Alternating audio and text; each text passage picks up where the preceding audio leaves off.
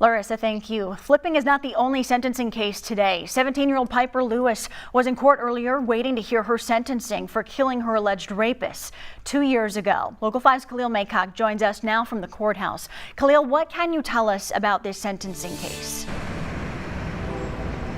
Yes, Samantha, the sentencing of that now 17-year-old Pieper Lewis, like you said, happened this morning. Now, she pled guilty to involuntary manslaughter and willful injury last year against that man who did allegedly rape her. Now, defense attorneys and prosecution attorneys were in court creating a case about the time and where she should serve it. Now, today, 17-year-old Pieper Lewis entered court shackled and wearing a blue jumpsuit. Her attorneys requested she be allowed to wear street clothes, but that request denied by the judge.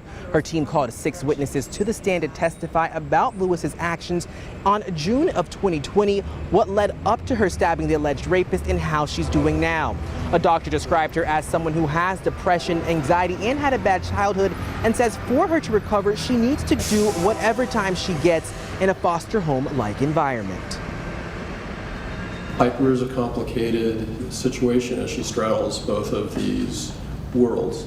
So back to your original question, I would recommend a course of continued psychotherapy from which she seems to have benefited substantially in addressing her anxiety, her depression, and her post-traumatic symptoms. However, the prosecution feels Lewis needs to go to a prison because she isn't healed from what she did, and they don't feel like her time in juvenile detention has helped her grow. J.C. Buchanan thought that that was a major concern in the overall rehabilitation strategy. So the major concern was the unwillingness to discuss kind of what was leading up to the offense and the dynamics of the offense. Fair? Yes. Okay.